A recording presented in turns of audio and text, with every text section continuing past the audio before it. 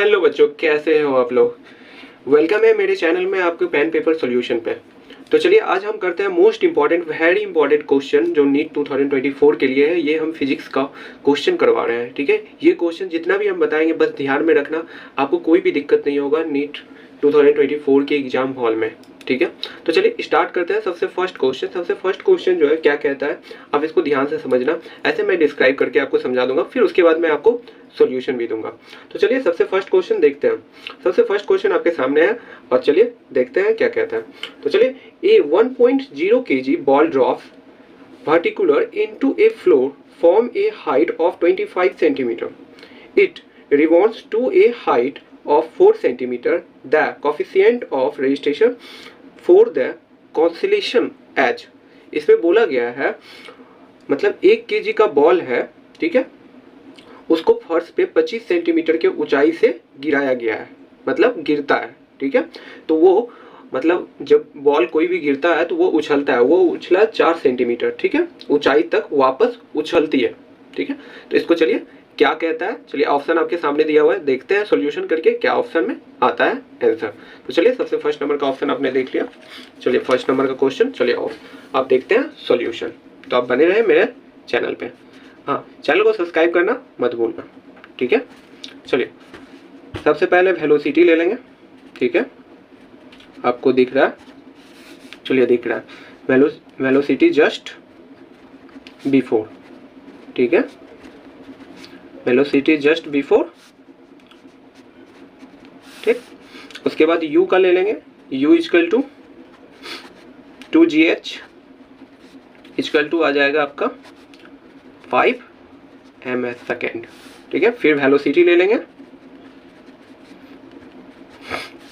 Velocity just after ले लेंगे, पहले बिफोर लिए थे अब आफ्टर ले लेंगे, ठीक है, आफ्टर ले लिया। फिर इसका भी ले लेंगे, u ले लिए थे भी ले लेंगे आप 2gh इक्वल टू 0.8 ms। तो अब e इक्वल टू हो जाएगा आपका v/u, ठीक है। तो ये दोनों को v/u कर देंगे, e इक्वल टू ले लेंगे अपन, e इक्वल टू ले लेंगे 2gh, फिर भी लिए थे भी ले लिए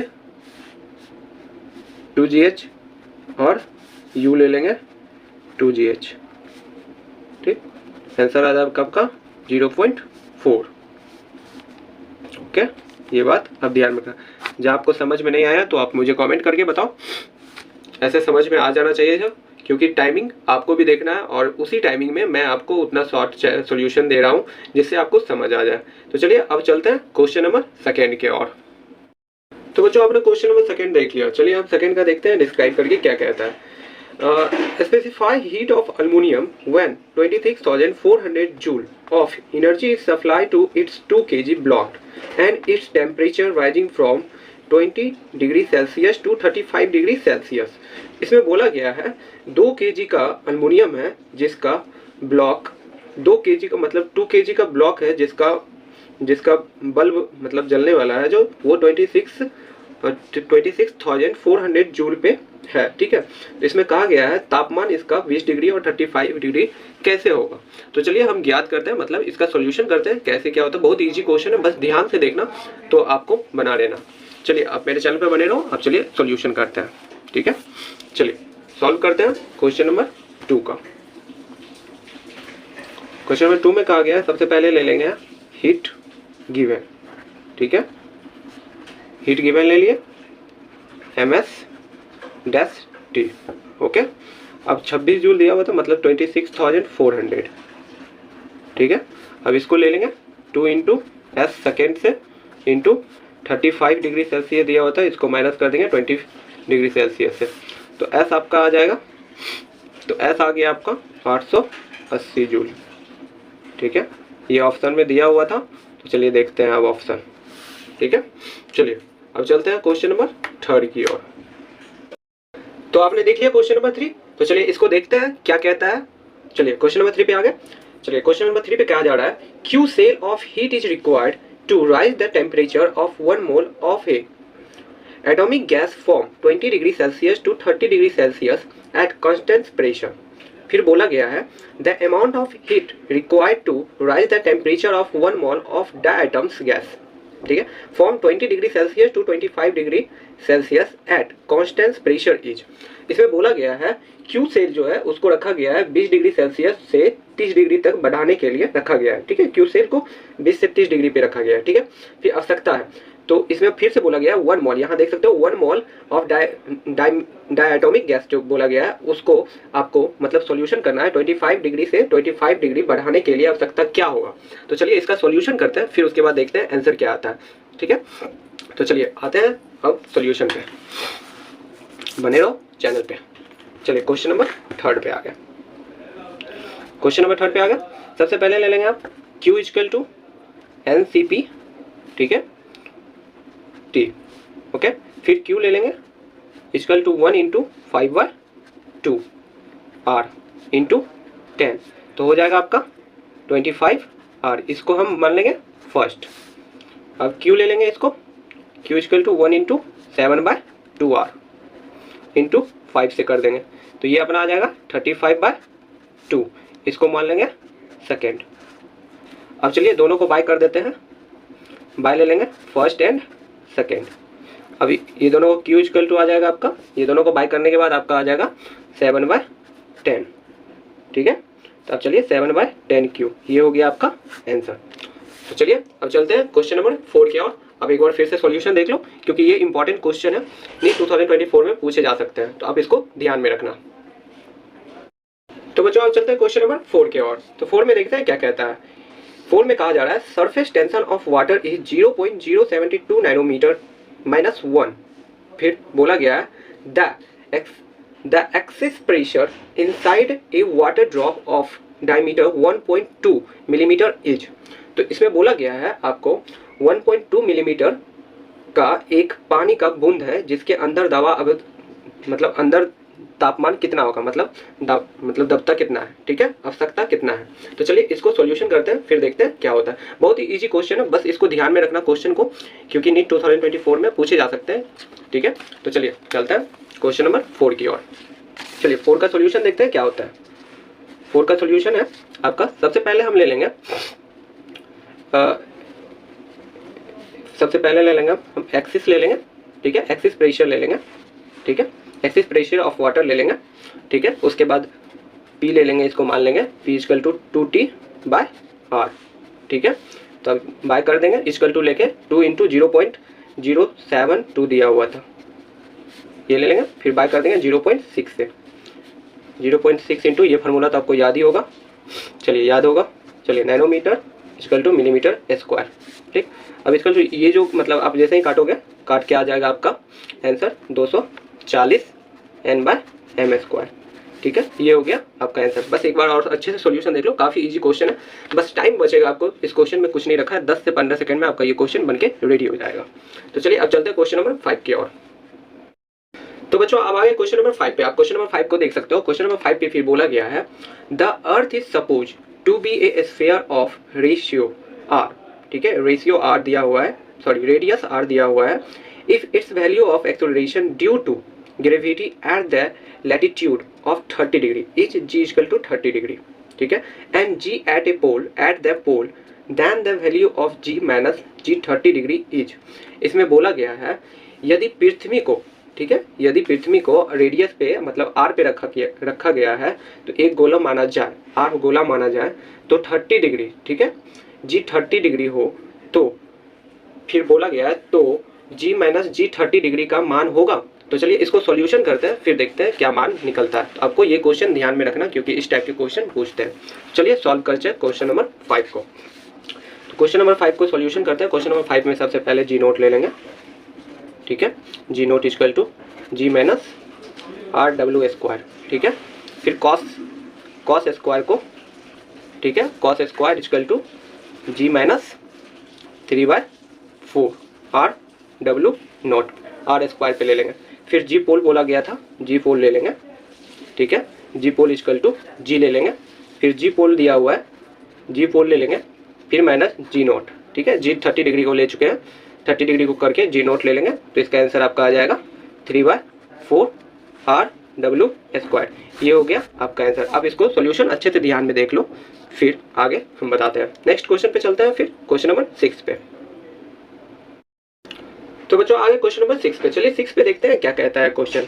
ए wave y equal to 10 sine ax plus bt is reflect from a denser mediums at origin. ठीक है, फिर बोला गया है if 81% of energy is reflect then the equation of reflect wave is. मतलब इसमें बोला गया है आपको यदि ऊर्जा का 81% है तो उसका तरंग की समीक्रिया क्या होगी, मतलब समीकरण क्या होगी। तो चलिए इसको सॉल्यूशन करते हैं, उसके बाद देखते हैं क्या आंसर इसका आता है।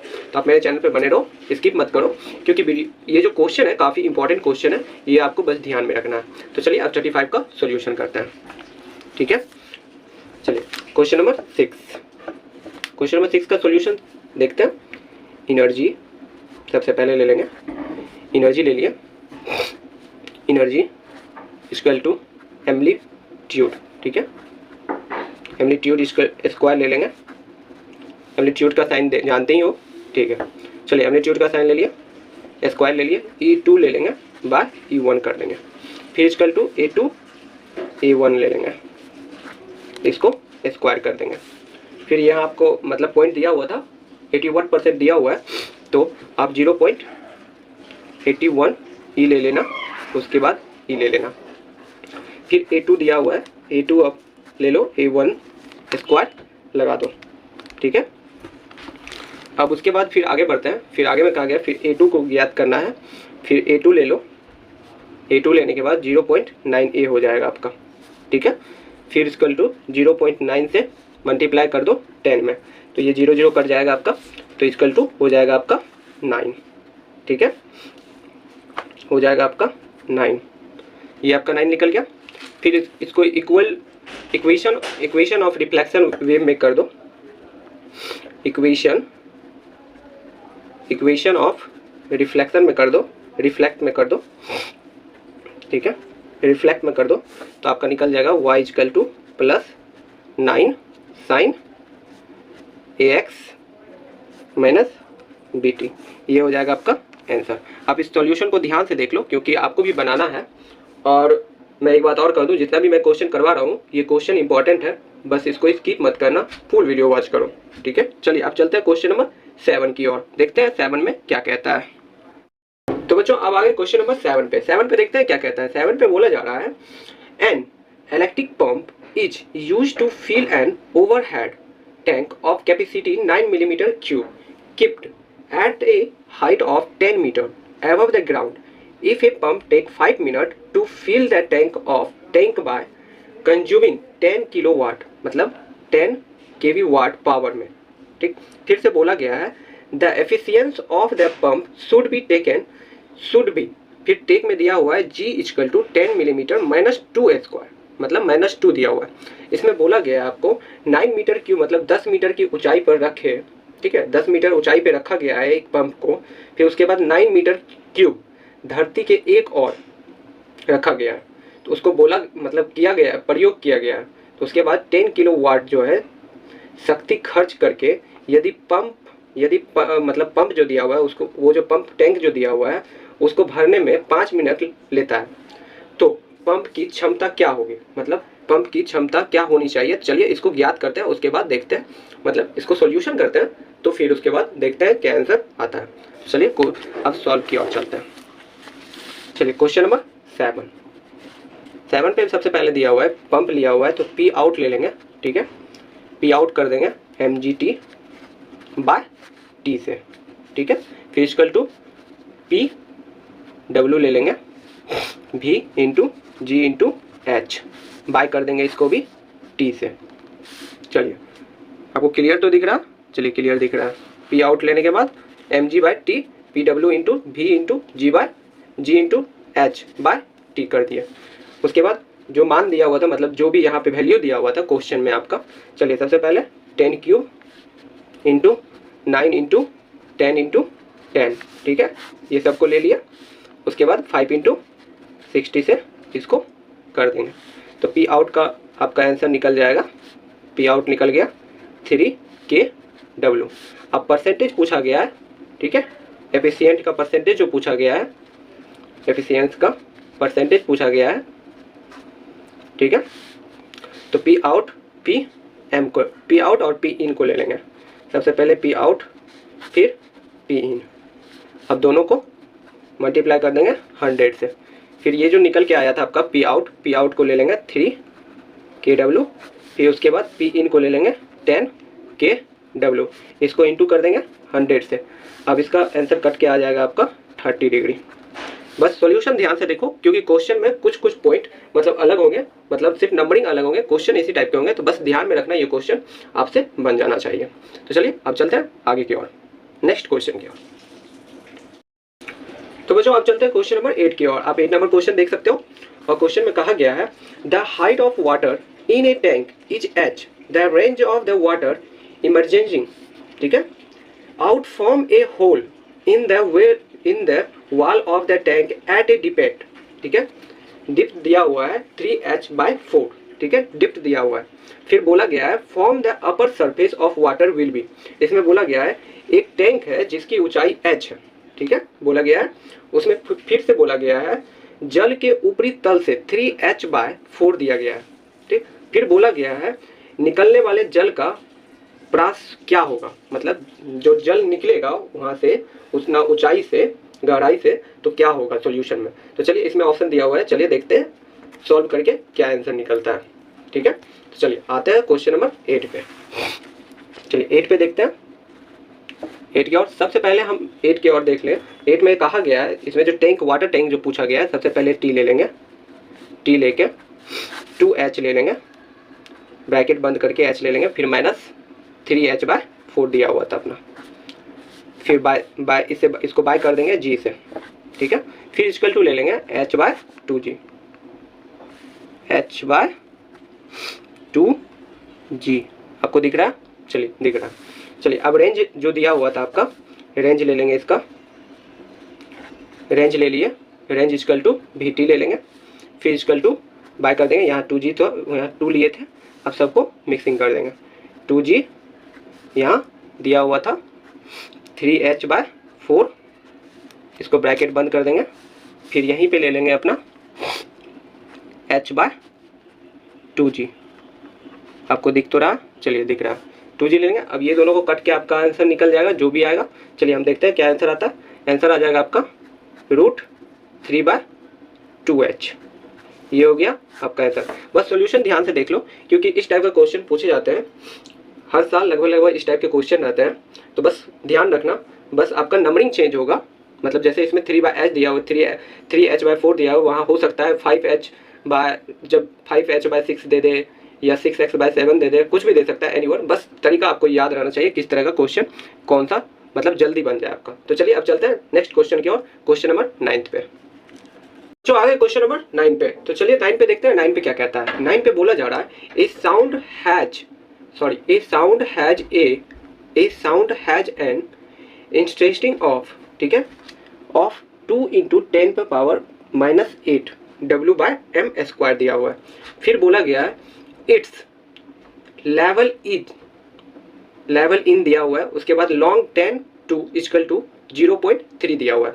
तो चलिए इसमें बोला गया है, बहुत ही सिंपल क्वेश्चन है, ठीक है, बस इसका लॉन्ग आंसर बनेगा, ज़्यादा टाइम नहीं लूँगा, बस इसका शॉर्ट नियम आप देख लो कैसे बनाना है, क्योंकि नीट 2024 के एग्जाम हॉल में आप जब भी बैठोगे तो आप सोचोगे जल्दी बन जाए, तो मैं उसी तरह आपको सॉल्यूशन दे रहा हूँ, तो अब बस ध्यान में रखना सॉल्यूशन। तो चलिए क्वेश्चन नंबर 9 का सॉल्व करते हैं। क्वेश्चन नंबर 9 का आपको दिख रहा है, चलिए क्वेश्चन नंबर 9 का सॉल्व करते हैं। 9 का ले लिए, आपको क्वेश्चन ध्यान में है। चलिए अब चलते हैं क्वेश्चन नंबर 9 का सोल्यूशन करते हैं। सबसे पहले L ले लेंगे, L = 10 log बाय I/0, ठीक है, ब्रैकेट बंद कर देंगे। फिर यहाँ से I स्टार्ट करेंगे, 2 × 10⁻⁻8 दिया हुआ था W/m², ठीक है। फिर I0 ले लेंगे, I0 = 10⁻12 W/m²। फिर L = 10 ले लेंगे, 10 log, ओके, इस ब्रैकेट चालू कर देंगे, ब्रैकेट लेने के बाद 2 × 10⁻⁻8/10⁻12, ठीक है, ब्रैकेट बंद। फिर इक्वल टू इसको ले लेंगे 10 लॉग लेके 2 इंटू 10⁴ यहाँ तक हो गया। चलिए अब इससे आगे बढ़ते हैं। फिर 10 लॉग ले लेंगे, 10 log plus 10 log 2 plus 10 log 10/4, ठीक है। फिर उसके बाद इसको मतलब L से सबको प्लस कर देंगे, L लेके प्लस कर देंगे 10 इंटू 0.3 प्लस 10 इंटू 4। ये दोनों को इतना सॉल्यूशन करने के बाद आपका आ जाएगा 43dB। तो ये आपका हो जाएगा आंसर। तो चलिए अब अच्छे से ध्यान से देखो, क्योंकि क्वेश्चन छोटा था, बस सॉल्यूशन बड़ा है। आपको ध्यान में रखना है सॉल्व कैसे हो रहा है। क्वेश्चन आपका बदल भी सकता है, नंबरिंग बदल सकता है, क्वेश्चन यही रहेगा। तो चलिए अब चलते हैं क्वेश्चन नंबर 10 की ओर, मतलब नेक्स्ट क्वेश्चन की तरफ। तो बच्चों 10th का क्वेश्चन देख सकते हो आप, 10 नंबर का। चलिए देखते हैं इसमें क्या कहा गया है। इसमें बोला गया है the linear density of A vibrating, ठीक है, वाइब्रेटिंग दिया हुआ है 1.3 इंटू 10⁻⁴ kg/m, ठीक है। फिर बोला गया है इसमें फिर से बोला गया है describe by the equation y equal to 0.021 sine bracket चालू करके x प्लस 30t ब्रैकेट बन दिया हुआ है। फिर इसमें बोला गया है where x and y are measure in metre, ठीक है, एंड इट्स सेकेंड। इसमें फिर से मतलब एक पॉइंट जोड़ दिया गया, the tension in the string is, मतलब तो रास्ते में तनाव क्या है। तो ये बहुत ही सिंपल क्वेश्चन है, बस नियम जान लो, 10 सेकेंड में आपको ये बन जाएगा। तो चलिए इसका सॉल्यूशन देखते हैं। Question number